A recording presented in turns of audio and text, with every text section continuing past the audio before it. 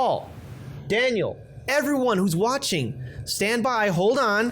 Centrist pundits are shocked that voters don't agree with them. No fucking shit. Really? Okay, so the 2020 primary has so far been great for progressives, especially for Senator Bernie Sanders. I mean, this campaign is gaining a lot of momentum, and he's talking about the issues of climate change, Medicare for all, rebuilding our infrastructure, getting us out of these foreign wars, and actually getting money out of politics, and so many other issues.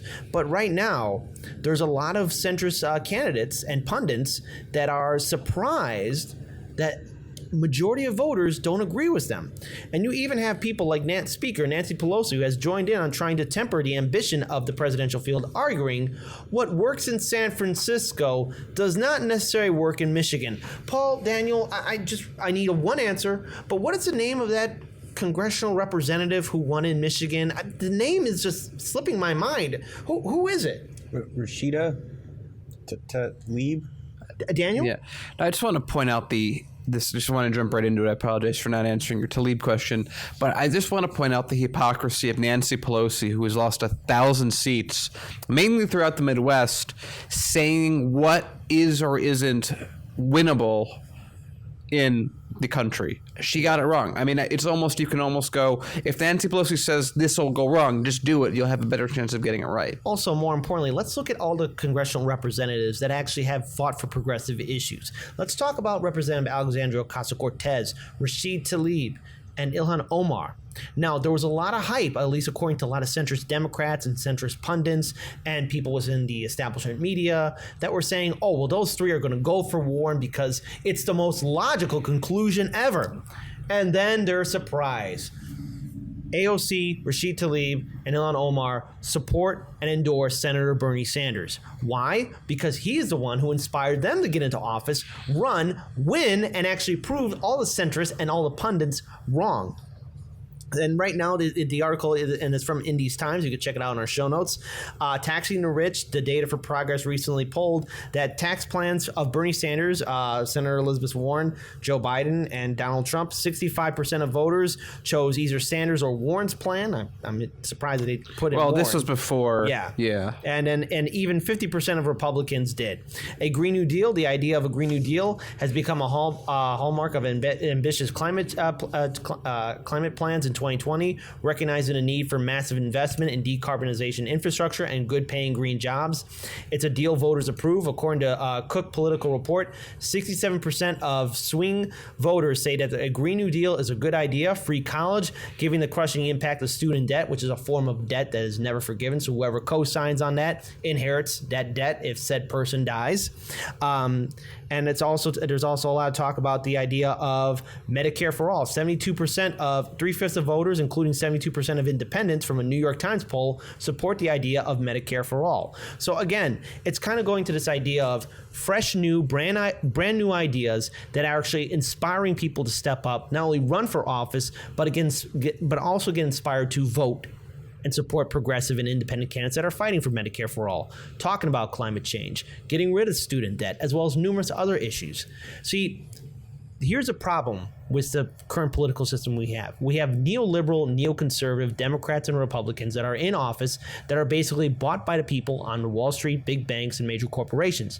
They're all friends with each other. And what do they keep saying? Oh, well, we'll try and improve things gradually over time. But they never do it.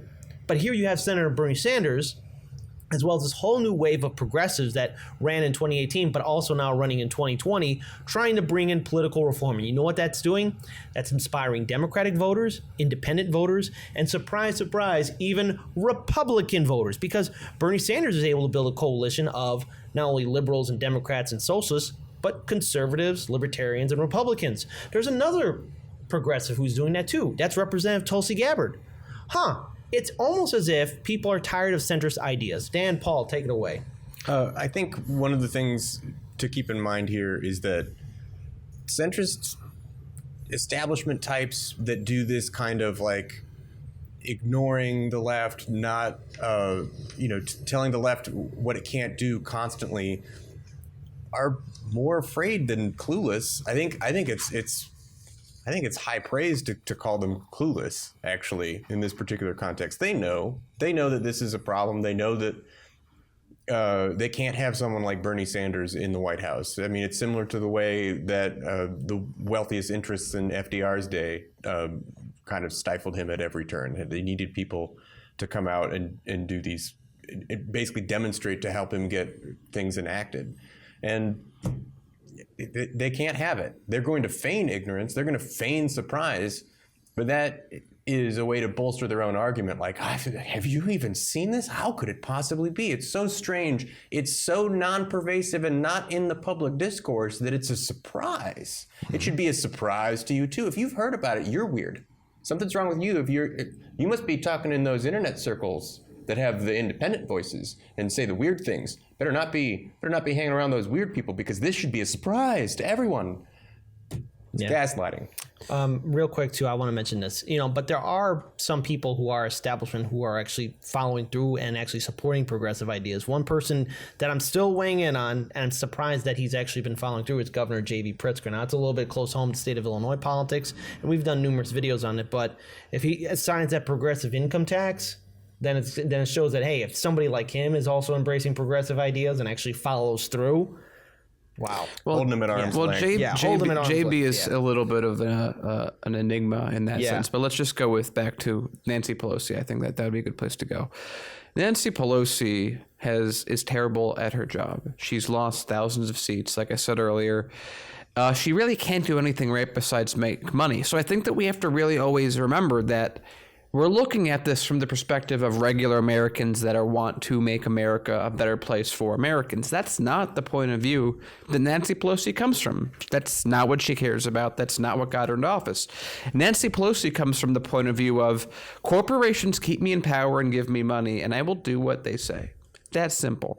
So when the Democratic Party is terrified of Bernie Sanders, they will make up things that are, they understand, to Paul's point, they understand that if they come out with their message, and we've said this before on the show, if you really think about it and you really look at it, the Democratic establishment are an extremist party, because the ideas that they push forward, the ideas that they think are important, are held by 10%, 15% of Americans. They're not majority things. The most they can do is try to hold back the tide of populism, and I don't think they will be able to this year. Yeah. So real quick point I want to make to tack on there.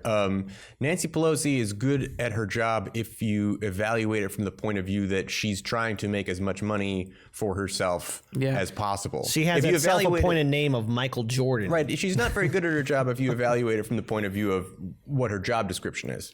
Yeah, she's very good at what she does. The problem is what she does is not good for you. Yep. And so that's why now more than ever, we need to step up and get involved.